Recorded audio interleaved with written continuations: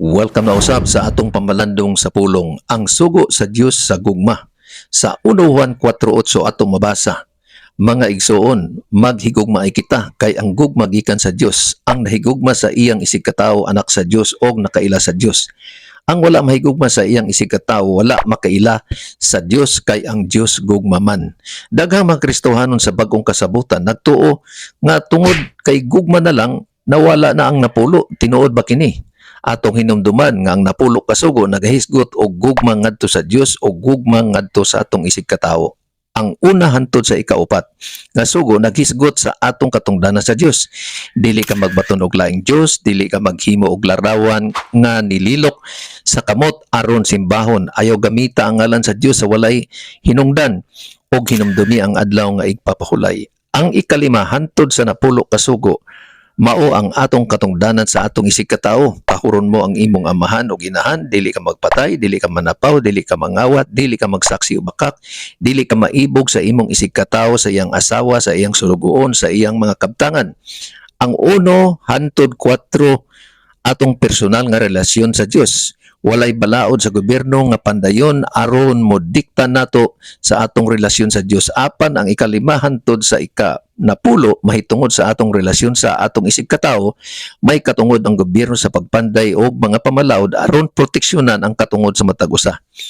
Og atong nalapas ang una hantod sa ikaupat nga sugo, ang gobyerno walay katungod sa pagpahamtang og silot kay ato man kana nga relasyon sa Dios. Ang Dios na ang adunay katungod nga mopahamtang og hukom kanato. Kung kita nakalapas sa ikalima hantod sa napulo, ang gobyerno adunay katungod sa pagpahamtang og silot aron proteksyonan ng matag usa. Pwede ba nga pilion ra nato ang atong gustong sundon sa sugo sa Dios? Ang Santiago 2:10 nagingon, kay ang naglapas bisan usa lamang kasugo sa balaod na kalapas sa tanan. Sa ato pa, dili mahimo nga atong pili-pilion lang ang atong gustong tumanon, kay og sipyat ta sa usa nakalapas kita sa tanan. Nganong importante man ang sugo nga dili man kaha mao ang nagaluwas kanato? Yes, tama, importante.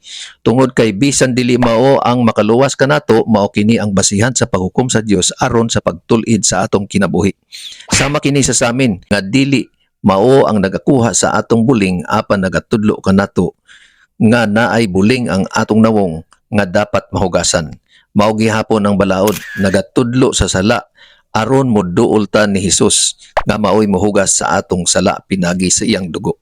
Higala, tin-aw ba ang atong pamalandong mahitungod sa kahinungdanon sa balaod sa gugma sa Dios?